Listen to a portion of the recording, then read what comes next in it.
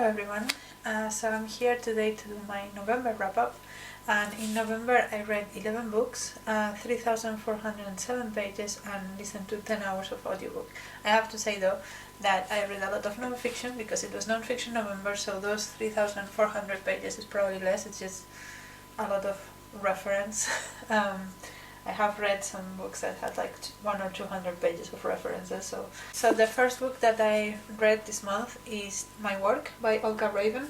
I thought this was a non-fiction. It's actually kind of auto-fiction, non-fiction, fiction. It's about a writer that has a baby and is trying to grapple with the balance of everything. And at the very beginning of the book, the author says something like, we're going to call this,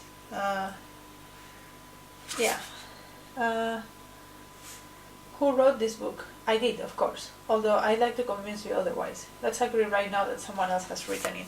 So it's basically her story, but kind of not. And it's a bit meta as well. It's like the author is actively part of the book, and then it kind of narrates the story of this other person that is really her. It's very experimental with format, so it has beats that look like that, and then like normal beats. Yeah, you can see it's kind of experimental. And I think Olga Ravn is very intelligent, and she had a lot of interesting things to say in this book. I found the content the most interesting part of this book, but like the structure was a little bit too wild for me, and too nonsensical and too meta.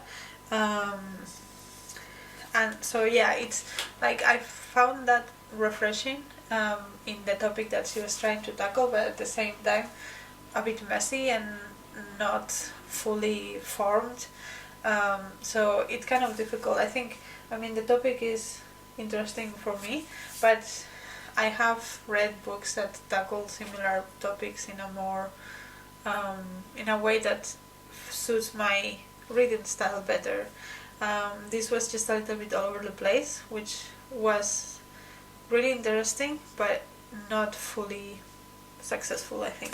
The next book that I read was Vivian by Christina Hesselholdt. And this book follows a photographer in New York that has a very interesting but unknown life.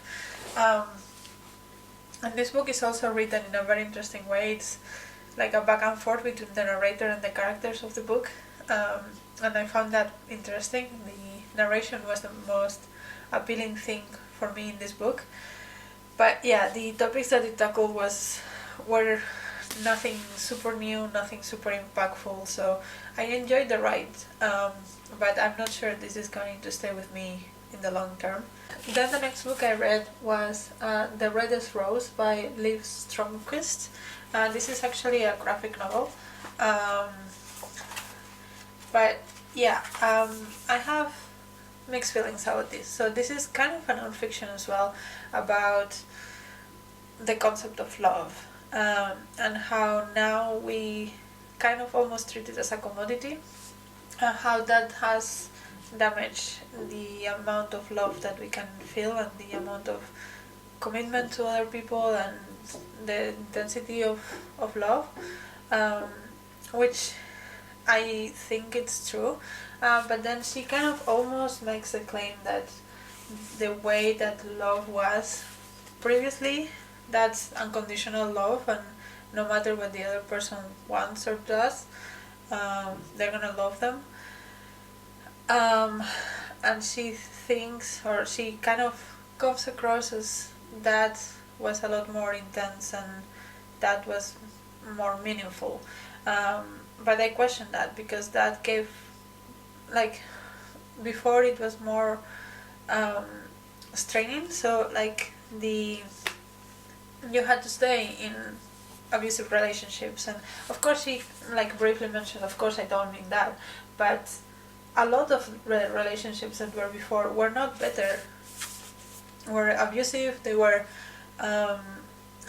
not satisfactory for one of the people in the relationship. A lot of people also married because they wanted a certain class or a certain status, or those kind of things. So I found that a little bit. I didn't like how she romanticizes how relationships were before, and I think a lot of that comes from the fact that a lot of the ways that we know how relationships worked 100, 200, 300 years ago are from writers, and writers tend to romanticize and dramatize everything a little bit too much, and so maybe she thinks that kind of romance was stronger, but it maybe is just because it was written that way, not necessarily because it actually was. So yeah, I didn't like that, but I like the part in which she explores the way that capitalism and this utilitarian society has taken away the value of loving someone for the mere fact of loving someone. Like, we are kind of always expecting something from the other person, reciprocity, or like our lives should be better with the other person, and we don't just love for the sake of loving, which I also found, I mean, yes, but I think that's kind of what we do with friends and like family and kids. That's why people have kids, right? To love them, not because they're gonna get anything back from their kids. So maybe that is true for romantic relationships, but I think that other kinds of relationships still do work in a much more selfless way, if you will. Which, yeah, I understand that maybe that's not the ideal, and also romantic relationships should not be selfish in that way. And I agree. But yeah, I don't think the solution that she gives is really, really wise, if that makes sense. Also, in terms of the format, I'm not sure this worked in a graphic novel format, at least not for me, because if you look at any page at any moment, it has a lot of text, and it's very dense text, and very often she will just say like, people thought that this is how it went, and then she like acts out the exact same thing that she did before, she said before. So I did not find that this was like super useful in graphic novel form. It, as I said, like, it just has too much text and it's too dense, and I'm not sure how much the actual art of it adds to the book. I think I would have rather had that as a book rather than a graphic novel, just because the way that it was written as a graphic novel didn't fit with the visual format of it, I think. The next book I read was Why I No Longer Write Poems by Diana Anphimiadi, which is a poetry collection. And I like the poems. I'm not a particularly poetry reader oriented, but yeah, I liked it. I think it was nothing special for me. I didn't connect to the poems overly much. There were a lot about overly everyday life, and yeah, it's just not my thing, but I think it could be for other people. It was just not that interesting to me. Then the next book I read was Shadows at Noon by Joya Chatterji, which is a massive book about the subcontinent, so India, Bangladesh and Pakistan, and it kind of goes through what partition and the recent history of those countries did in different aspects of their lives. So there are different chapters. Some of them are about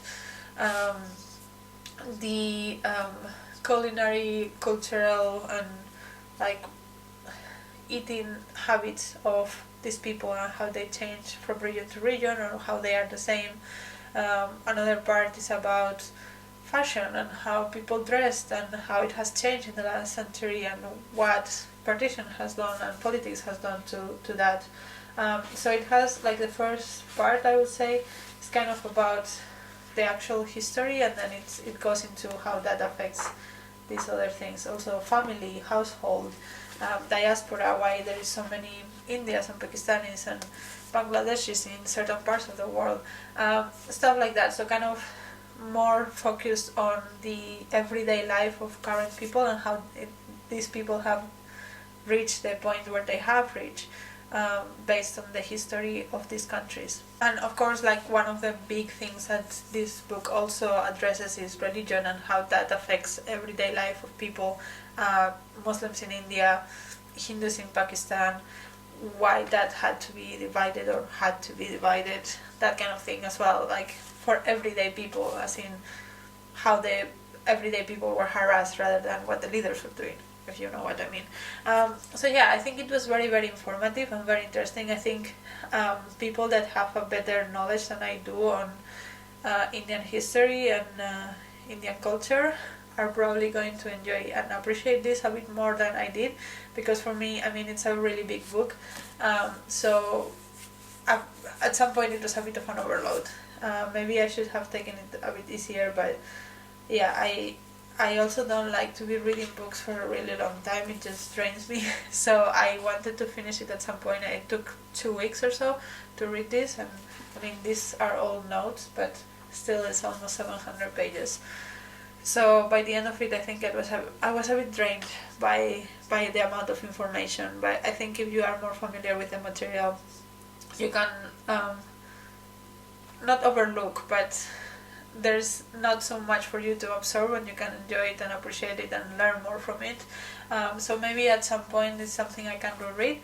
But yeah, I think it is a good book, and I think it is full of information, and it's also something that I'm not sure a lot has been written on this particular view of the last century in this country. So I think this is a valuable book. It's just a lot for me to process. Then the next book that I read was Letters from Tove by Tove Jansson, and this, yeah, it's, as I said, it says in the title, is letters that Tove Jansson wrote to different people, like her mom, but also her lover, her friend. I enjoyed it a bit more than I expected at the beginning. I didn't know who Tove Jansson is, apart from she created the mummies, but I didn't know what the mummies were that much. I mean, the white weird animal thingies, but I've never watched the mummies. I've never done anything with the mummies. It's not something that is culturally part of my growing up or anything, so I didn't have any information on Tove Jansson, and it was interesting to learn about her family and her relationship with her family and how she came up with these ideas and her artistic background. She comes from a very artistic family, and also I didn't know that she was a lesbian, but she was, so that was also interesting to learn about her relationship and how that was perceived at the time. But yeah, this again was like 500 pages, and I didn't need 500 pages of that. I understand that they are her letters, so that's the amount of letters that she wrote, but and there was like, the person that edited the letters actually did a good job introducing each person, because it was organized by the person that she wrote to. So first, the first part of it was all the letters to her mom, and the second part were all the letters to this friend. The third part was like all the letters to her lover, and she did a good job to introducing each person that Tove was writing to, and she also had small little bits in between explaining things that were referenced in the letter but were not explained, like the fact that she wrote a book, or she won an award or something like that. There will be an introductory note telling you exactly what that was, and then you had the letter talking about her feelings about that thing. So I think the editor did a very good job at like contextualizing everything. I just, at some point, I was just not that invested into it, because I don't have a particular relationship with Tove Jansson or anything, so for me it was just like, okay, fine, but I'm ready to be done with it at some point. But I think it's good, especially if you like Tove Jansson and you like the mummies. At the second half of the book, there is more and more little vignettes of the mummies, like she included drawings on her letters, and that was cute. So I'm sure people that are fans of the Mummins will enjoy this book. I enjoyed it enough, but it's not something that I'm super invested in, because I'm not super invested in this person, and yeah, that's that. The next book that I read was Go When Gone by Jenny Erpenbeck. I don't have the dust jackets. I bought it second hand and didn't have the dust jacket, but we're gonna pretend that. So this book follows an old man that decides to volunteer to help refugees, and I think that it is in Germany, so I think that is probably set around the 2012 immigrant crisis or refugee crisis. I think a lot of Germans were trying to help at the time, so it's probably around that time. And it basically talks a lot about the air conditions that refugees live in and the nonsensical policies that exist, but also it was interesting to see the contrast between the part of the life of this man that is helping refugees and dealing with all that trauma, and then the fact that he could just leave that and go have dinner with his friends and talk about literature or something. And I found that especially interesting, that duality of the feelings regarding what he could do versus what the refugees could do to run away from the situation. The next book I finished was Ellis Island by Malgorzata Szejnert, which I read in audiobook, and this was kind of a collection of people's stories that arrived in Ellis Island during the 20th century, I think. So Ellis Island, as far as I think I'm aware, was the place where immigration was, the immigration process and offices were located in New York. So a lot of people arrived to Ellis Island when they arrived to America. And she talks about the racism that existed there, the fact that some people could tell if the immigrants were from Eastern Europe or Southern Europe. Italians were apparently very discriminated against, and for example Irish were very welcomed, and how the different types of people took different times to be processed. It also talks a little bit about immigrants that were from other countries like Japanese, Africans. Africa is not a country, but like African countries, Eastern European countries. It kind of talks about the differences of the different types of immigrants when they arrived to Ellis Island, and the horrible conditions that they were taken there for. It was interesting. I think that it was a good book. I think it was important perspectives. I don't think it was anything massively new. At least to me, that the fact that it was racist. Yeah, it was racist. But yeah, it was interesting to read the stories and the personal experiences of people that experienced that, and how they were treated. And also there was quite a big chunk of it that also looked at how the immigration officers looked at it and what they did to try to improve the lives of the immigrants, and what they were able and were not able to achieve. And some of them didn't do anything to make it better, and they just made it worse, but there were also people trying to make things better. So yeah, that was interesting to read about, but yeah, again, nothing super new and impactful. The next book I read was Of Walking in Ice by Werner Herzog, and this is also autobiographical. So this is, memoir kind of thing. This is a very short book, and it's the story of the author. He lived in Munich, and then he learned that his mentor in Paris was dying, so he decided to walk from Munich to Paris to see her one last time, and he kind of talks about his feelings throughout this journey by foot, and like the different kinds of people that he encounters in the different countries. It's kind of a diary, so there's the date and then the entry and the places that he went through on that day. And yeah, it was interesting. He had some funny observations and things like that. Yeah, and not something again particularly is going to stay with me, I think, but it was fun to read.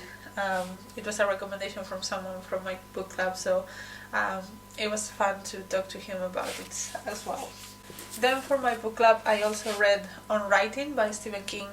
And this is my first Stephen King. I haven't read any of his other books because I don't particularly like horror, so I was never interested in his books.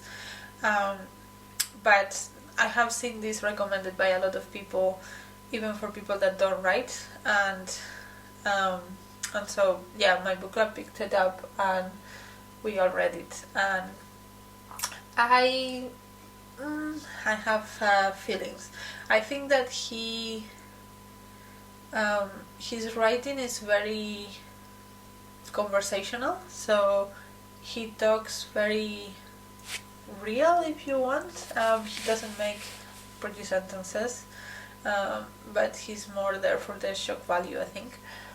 I think that probably the advice that he gives is good.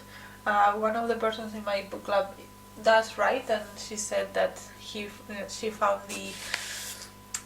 the advice very useful, and one of the better books that explains like writing and how you should write. One of the main things that he says is that you should write a story, and then the topics will come, and the plot will come, and you don't have to force anything, because it shows if you do, which I think I agree with. I do read mostly for topic, but you can clearly see the books that were written having a topic in mind, and the books that were written as a story, and then a certain topic came up, because that's naturally what the author is interested in, and therefore the things that come to him or her or them are related to the topic. I can understand that, but I didn't love the tone of the book. I didn't love how Stephen King writes, and this was written like almost 25 years ago. So I understand that maybe if he wrote it now, he would write it differently. But the way that he talked about certain people and certain things, they rubbed me the wrong way. He was basically saying things like, if you do it like this, you're wrong, and it's bullshit, and nobody's gonna like what you do, which and especially like he came across looking down on people a lot. At least that's how it came across to me, and it's funny to me that he does that, because he's a widely popular author, but also he is not considered the most literary author, and there are people that look down on him and the things that he writes because he's not overly literary. And the fact that he was looking down on certain people because of the way they write, I don't know, I found a little bit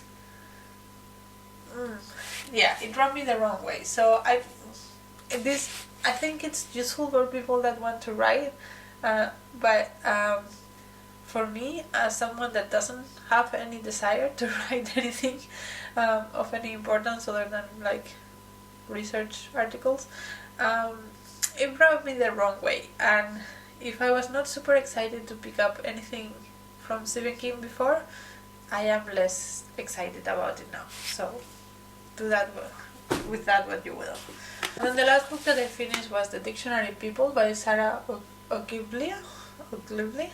And this book is basically talking about the people that helped create the Oxford English Dictionary.